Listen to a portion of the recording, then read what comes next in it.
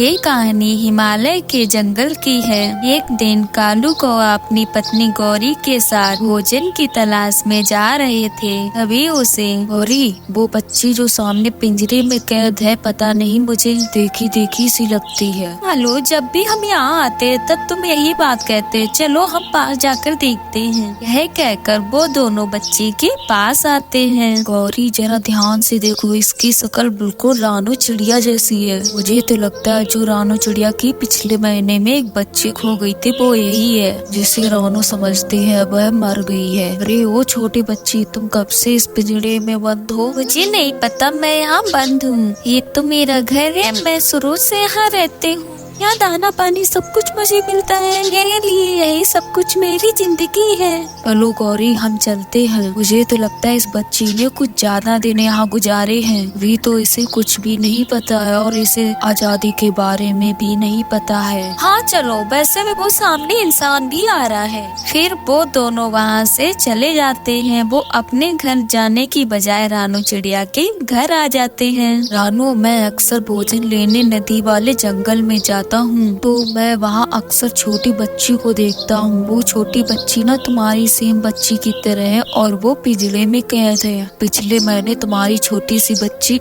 आंधी तूफान में खो गई थी।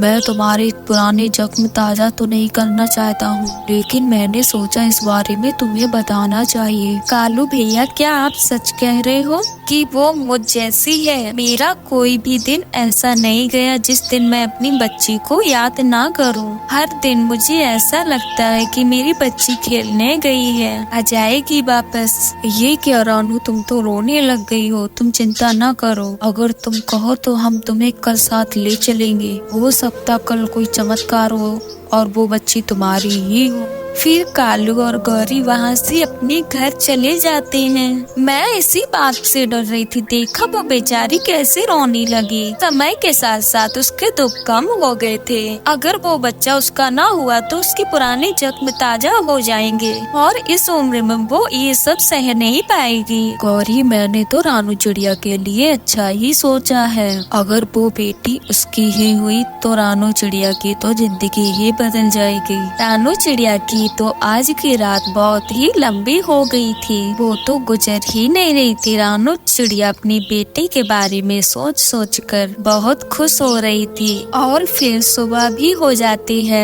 रानू चिड़िया अपनी बेटी से मिलने के लिए बहुत ही बेचैन थी, इसलिए वो सुबह सुबह कालू और गौरी के पास आ जाती है। हाँ, आओ आओ रानू, हम भी तुम्हारे पास ही आने वाले थे। अच्छा हुआ तुम ही मेरे पास आ गई। हाँ रानू, मेरी एक बात सुनो, ऐसा भी हो सकता मुझसे गलती हो गई, इसलिए तुम मुझ पे विश्वास करना, कोई गलत सोच मत रखना। नहीं नहीं, मुझे तो पता है कालू भैया, तुमने मेरा भला ही सोचा होगा। फिर कालू, गौरी और रानू चिड़िया तीनों पास वाले खेत की तरफ चल देते हैं और वो जल्द ही आ जाते हैं। रानू, वो सामने देखो, वो पिंजरे में कैद बच्ची क्या तुम्हारी है? हाँ कालू भैया, वो पिंजरे में कैद बच्ची मेरी ही है गुड़िया। मैं अपने खून को कैसे नहीं पहचानूंगी, वो मेरी बेटी गुड़िया ही है। वो देखो, वो काला निशान देख रहे हो, वो मेरी गुड़िया के पंख पर था और ये भी निशान वही है, तो ये मेरी बेटी गुड़िया ही है। फिर वो तीनों पिंजड़ी के पास जाकर बैठ जाते हैं। कौन हो आप और यहाँ क्या कर रही हो? मैं तुम्हारी माँ हूँ बेटी। कुछ महीने पहले तुम आंधी तूफान में खो गई थी, लेकिन तब से मैं समझ रही थी कि अब तुम इस दुनिया में नहीं हो। यह सुनकर गुड़िया चिड़िया अपनी सोचों में खो जाती है और फिर रोने लगती है। माँ, मुझे सब याद आ गया है। हम बाहर नदी वाले जंगल में रहते थे और नदी पर दोनों सामने पानी पीने भी आया करते थे।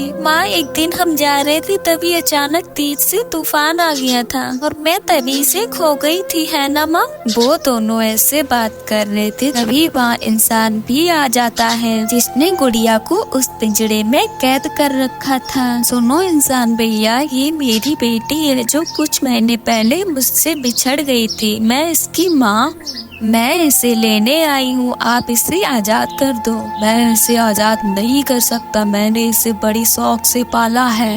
मैं रोजाना इसे दाना पानी भी देता हूँ। लेकिन मैं इसकी माँ हूँ, मैं इसके बगैर नहीं जी पाऊंगी। आपका धन्यवाद कि आपने मेरी बेटी का ध्यान रखा है, लेकिन अब मैं इसको अपने साथ लेकर ही जाऊंगी। चिड़िया उस इंसान से बहुत विनती करती है, लेकिन इंसान तो उसकी एक नहीं सुनता। सुनो रानू चिड़िया, चलो हम घर चलते हैं, क्योंकि ये इंसान अब मानने वाला नहीं है। हम यहाँ कल फिर आएंगे, तब तक हम कोई रास्ता ढूंढते हैं। फिर ऐसे वो तीनों वहाँ से चले जाते हैं। रानू तुम चिंता मत करो, कल हम फिर वहाँ जाएंगे। अगर हमारी गुड़िया मिल गई है तो हम उसे वापस भी ले आएंगे। यह कहकर कालू गौरी वहाँ से चले जाते हैं। वहीं दूसरी तरफ वो इंसान जब अपनी बेटी को इतना खुश देखता है, तब उसे वो रानू चिड़िया की बातें याद आती हैं और उसे अपनी गलती का एहसास होता है। फिर जब अगले दिन वो तीनों वहाँ आ जाते हैं, तब वो इंसान उनसे कहता है, चिड़िया बहन मुझे माफ कर दो। जब मैंने तुम्हारे बारे में रात को सोचा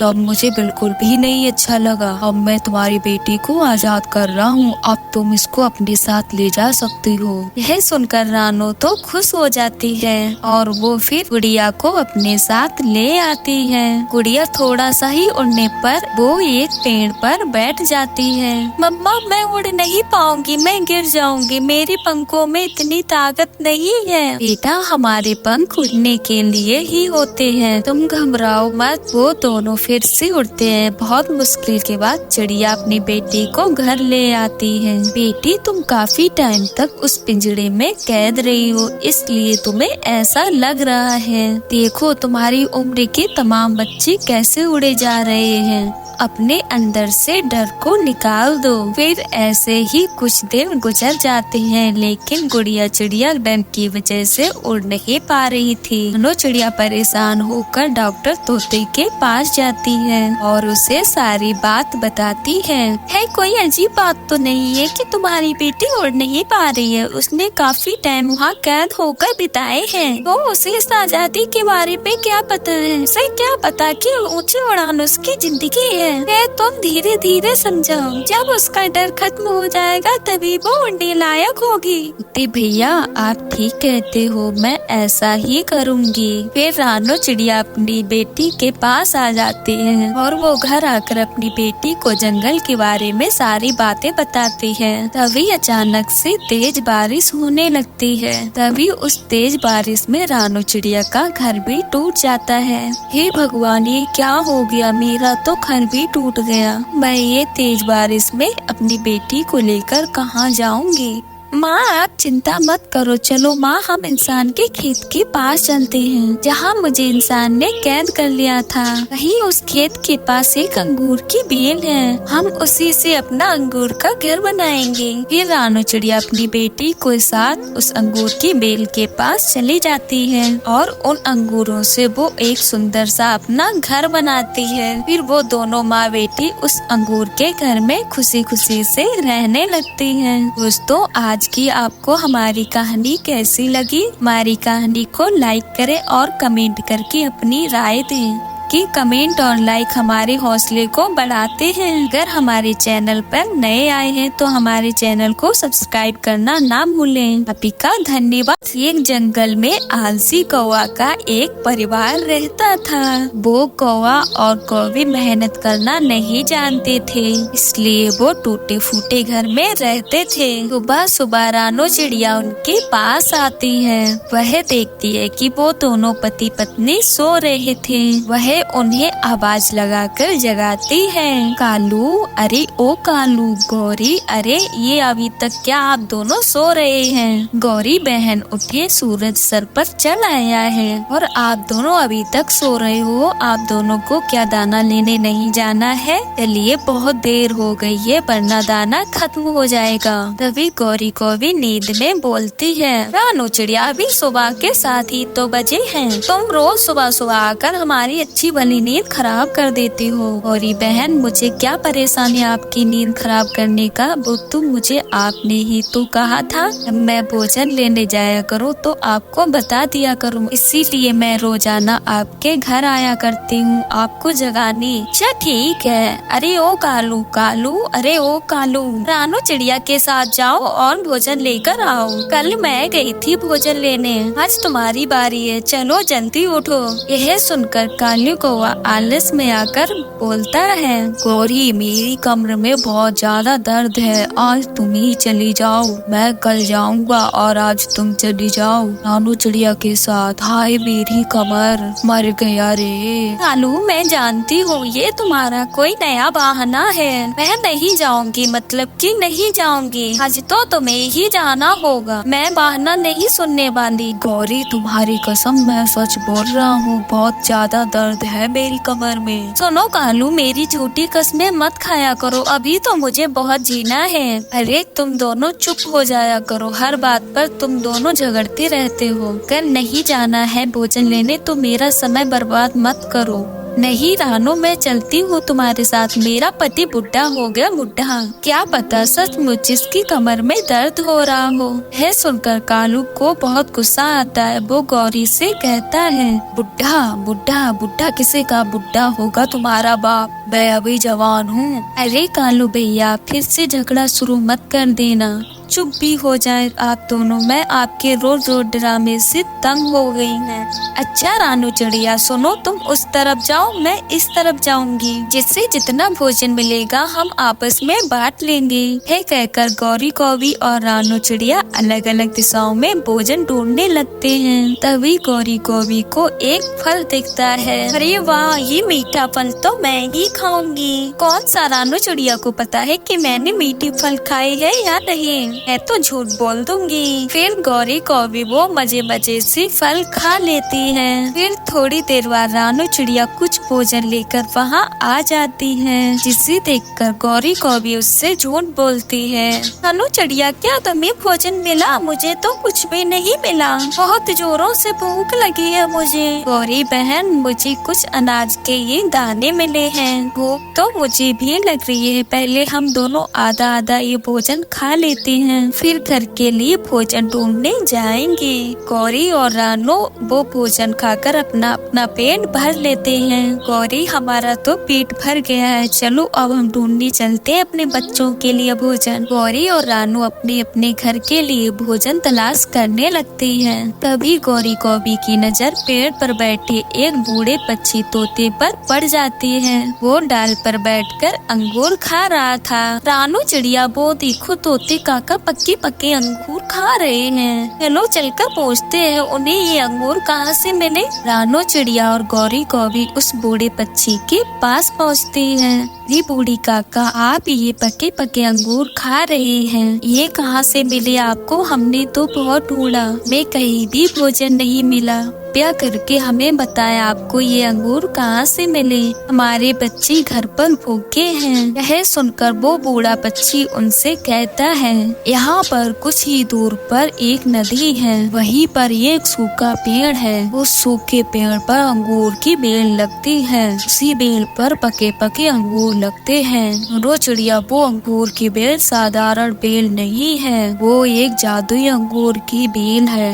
अगर लालच करोगे तो कुछ भी नहीं मिलेगा तुम्हें, ये बात याद रखना। उस बूढ़े पक्षी की बात सुनकर रानू चिड़िया और गौरी को उस पेड़ की तरफ उड़ने लगते हैं। तब वो जादुई बेल उनसे बोलती है, स्वागत है आपका हमारी अंगूर के बेल पर, कि आप दोनों हमारे अंगूर खाने आई है। ये जी, हमने तो अपना पेट थोड़े अपने अपने दानों से भर लिया, लेकिन हमारे बच्चे भूखे हैं, वो हमारा इंतजार कर रहे हैं, हमें उनके लिए अंगूर चाहिए, वही लेने हम आए हैं। रास्ते में हमें बूढ़े काका मिले थे, उन्होंने हमें इस बेल के बारे में सब कुछ समझाया और हम लालच नहीं करेंगे, कृपया करके आप हमें थोड़े अंगूर दे दीजिए। ठीक है, फिर आप दोनों हमारे अंगूर की बेल से अंगूर कुछ ले सकते हो।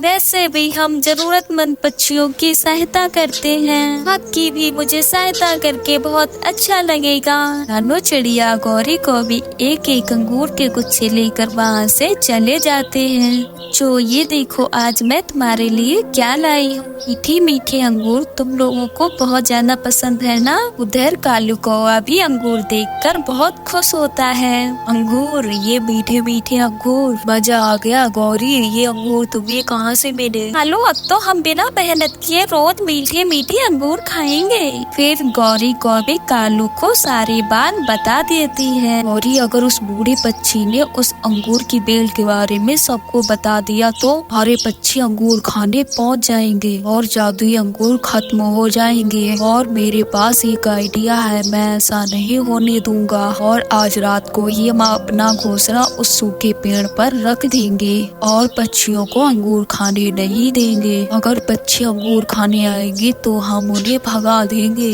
अगले दिन जब रानू चिड़िया जादुई अंगूर लेने जा रही थी, रास्ते में उसने देखा कि लाडो चिड़िया उदास बैठी थी। रानू ने लाडो से पूछा, क्या हुआ लाडो बहन, आप इस तरह उदास क्यों बैठी हो। रानू बहन, मैंने 2 दिनों से कुछ नहीं खाया। लाडो, आप चले मेरे साथ, मुझे जादुई अंगूर की बेल के बारे में पता है, आप भी वहाँ से खाने के लिए अंगूर ले लेना। है कहकर रानू चिड़िया लाडो चिड़िया के साथ उस अंगूर की बेल के पास पहुँच जाती है। वो देखती है कालू कौवा और गौरी को भी मजे मजे से अंगूर खा रहे थे। अरे गौरी बहन, आपने तो अपना घोंसला यही लगा लिया। गौरी आ गई है रानू चिड़िया और अपने साथ लाडो चिड़िया को भी लेकर आई है। इससे जल्दी से भगाओ यहाँ से, मैं ये जादुई अंगूर किसी को नहीं खाने दूंगा। अब जाओ रानू चिड़िया, नहीं तो एक आधे को मार मार कर हड्डी तोड़ दूंगा। ये आप क्या बोल रहे हो कालू भैया, ये जादुई अंगूर सभी के साझा है।